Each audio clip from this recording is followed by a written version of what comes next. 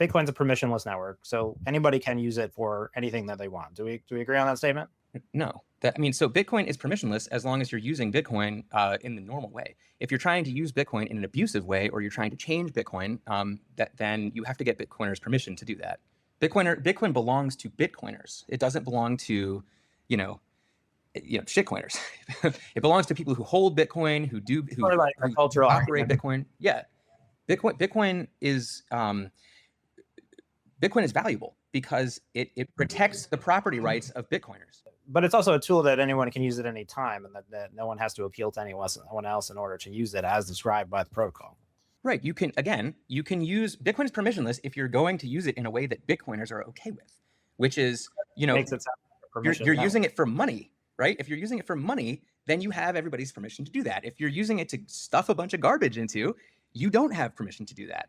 So Bitcoin is like, yes, it's permissionless, but only if you're using it in ways that Bitcoiners approve, right? Bitcoin is a consensus network. If you're trying to use it in a way that you didn't get consent, then you can't do that, or Bitcoiners are going to push back, right? Well, maybe let's introduce this. There's a Preston Pish tweet that kind of became like another little bit of a lightning rod over the last week, where essentially he listed different types of arbitrary data use on Bitcoin. So maybe let's just talk about it. Like, are we litigating? We're not litigating the totality of arbitrary data use here, right? It sounds like that you would even concede that there are some uses of arbitrary data on the Bitcoin network that are, according to consensus, how Bitcoin should be used. We're not throwing out all arbitrary data uses on Bitcoin. Is that correct? Well, so all arbitrary data detracts from Bitcoin's purpose, which is to be money, and competes with Bitcoin to do that. However, since why do you draw it in? Well, let me finish. So since 2014, there's been the arbiter, right? There's been a way to anchor data into the blockchain if you just want to put a hash into Bitcoin.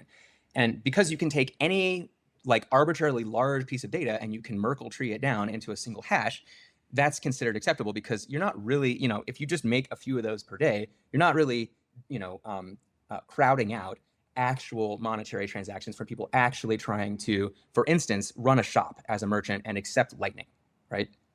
And in order to accept Lightning, of course, you have to open a channel. And if you're a poor merchant in Africa and you're trying to start a Phoenix wallet, you can't do that when there's a rune attack and the fees are 100 sats per byte. You just can't afford it. You can't even start your shop.